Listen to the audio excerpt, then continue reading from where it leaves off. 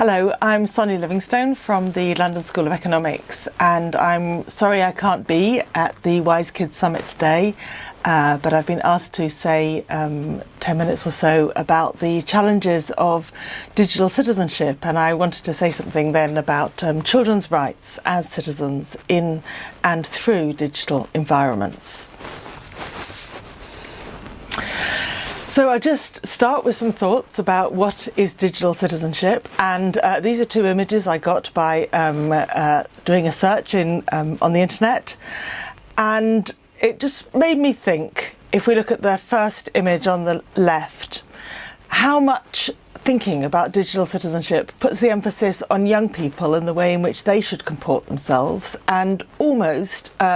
presents young people as part of a problem, which of course sometimes they can be. But we focus a lot of our attention in thinking about digital citizenship on what young people should be doing and how they should behave. And I want to invite us also to think a bit about the wider world in which they are behaving and how everyone else around them is also behaving. Because that image of being good, being helpful, being kind and so forth is important, but it's not fantastically motivating and it's not particularly inspiring for young people and the realisation of their rights. So the second image on the right also came up quite a lot, and I was a bit more surprised by this because it portrays an image of young people together, sharing, working together for a better world, but as children by themselves, as children kind of sequestered away from the adult world. And that's not realistic either, because children want to live in the adult world and they want to exercise their rights in that adult world, including in the digital environment. So how could that be possible?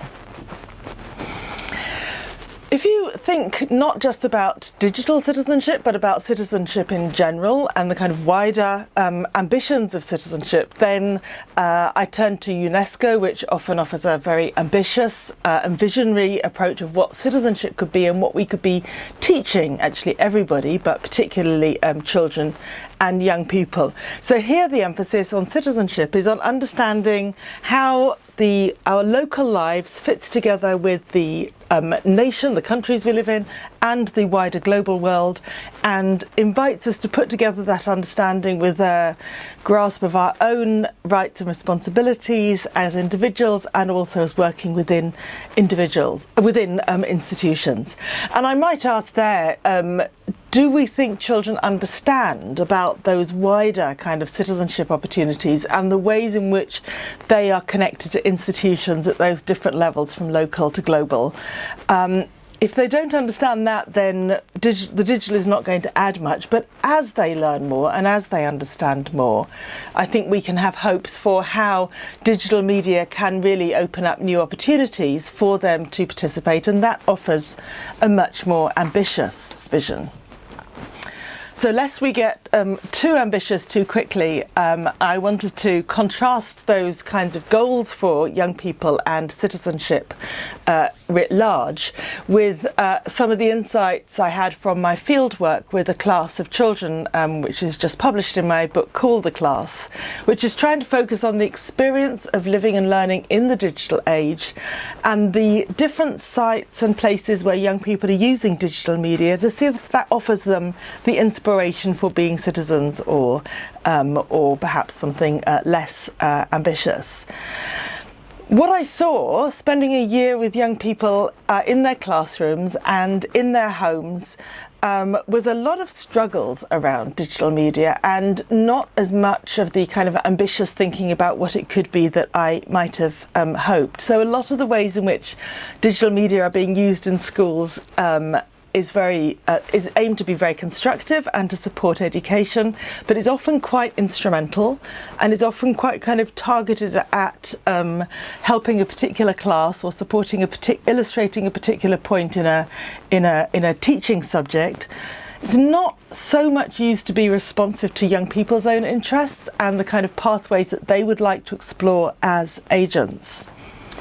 When we get to the home, we find that those of us who've been long in the world of internet safety have been almost too successful in creating a kind of anxiety among parents that means that, yes, they're buying lots of digital equipment and it's kind of scattered around homes in a kind of casual and often very kind of positive way. But parents are hovering around, anxious, worried about how much a lot of digital media use might be generating harms rather than benefits, and not always very clear how they can support their children to kind of take steps towards realising their ambitions, developing their interests, connecting with the wider world. And then in between those two spaces, and I precisely haven't pictured this, I saw lots of ways in which young people are looking for places outside the view of both their teachers and their parents to use digital media in ways that do suit them and support their kind of peer activities. But that isn't necessarily ways in which that takes them towards citizenship. But perhaps it's kind of on the way. And that brings me to points about what it is that young people are themselves learning as they engage with digital media that doesn't necessarily come just from their parents or their teachers. So my picture of the kids sitting here on the sofa,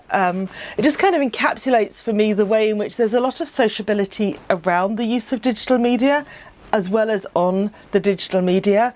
And what we often heard from the young people in the class and from others is the way in which they are finding their own ways to be, as I've said in the book, civil. It's not necessarily a deep citizenship, it's not necessarily hugely kind of connected to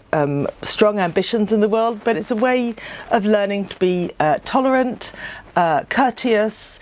considerate. And we could see that happening in the classrooms and homes, but especially also on social media.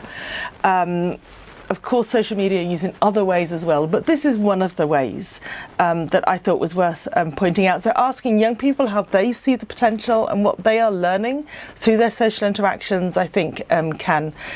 generate some insights that the watching teachers and parents could build upon. The second picture on the screen of all the wires and technology just kind of encapsulates for me how when you add in the digital, sometimes we all get too focused on the wires and the connections and the technology and the problems of connectivity. And it also reminds me of the resources that it takes to understand how to make a digitally connected world really work well. Because it takes those resources, as we know, as a lot of the work that Wise Kids has also made very clear to us,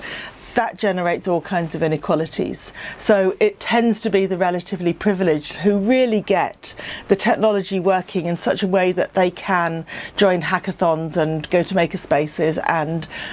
engage in the digital Youth UN or whatever the kind of interesting and ambitious things we hope for our children. And a lot of other children I've seen at home and at school are still in the land of broken printers and lost passwords and connectivity that isn't fast enough and all kinds of struggles. One bigger challenge for those of us moving from e-safety or digital literacy really to the kind of larger ambitions of digital citizenship is to think about what it takes to offer young people a space for meaningful participation in society. And here I just wanted to point to the work of some of my colleagues who were looking in a book called Youth Participation in Democratic Life about the way in which young people across Europe are using digital media or offer digital media to become citizens in their societies. And sadly, my colleagues found a kind of litany of concerns and complaints from young people about how when they do participate and when they do try to take those steps towards digital citizenship, they don't feel consulted, they don't feel heard, and they don't feel that there is a space for them in those places where real meaningful decisions are made. So I think we have a generation of young people who are very optimistic about the potential of digital media and who are very motivated to be citizens in all kinds of ways in our society. But I think from adults and also from digital media, they're also seeing a lot of kind of closed doors and restrictions and often broken promises about what might be a promising pathway that doesn't necessarily get fulfilled. And we're also still struggling with a lot of challenges of inclusion and exclusion. And those who are excluded are often called apathetic. Researchers rarely find young people to be apathetic. What it often finds them to be is angry and voiceless in a way that is frustrating and that can be expressed in ways that are far from constructive, but they're angry because they lack opportunities. And I think anyone who's spent time with young people knows what young people really want is opportunities to be heard and to act in a meaningful way in their wider society. So that kind of brings me to my last point, which is really about rights. And as some of you may know, I've been working, and a number of us have been increasingly working around the UN Convention on the Rights of the Child as a almost universally ratified convention that sets out what all children up to the age of 18 should expect as citizens in this world, not only citizens in the future, but also citizens in the here and now. So the UN Convention on the Rights of the Child says children have the right to be heard, they have the right to freedom of expression, they have the right to freedom of thought and freedom of assembly. Somehow those are often seen as postponed rights, things you can do when you're an adult, but no, they are human rights and therefore they apply to children. And the UN Convention also says that those rights should be realised without discrimination. They should be fairly available to all. On the right side of the actual image of the convention, I've put up a consultation that was led by Amanda Third and her colleagues recently, in which young people were consulted. Okay, so what do you think how should children's rights be expressed in the digital age? And what was really interesting there was how much children really around the world now see the digital media and the digital environment as a really key place where they can live their rights, express their rights, and as the means through which they can exercise their rights in that wider society. So digital media, digital literacy have become an absolutely crucial stepping stone to not just digital citizenship, but citizenship for young people. And I think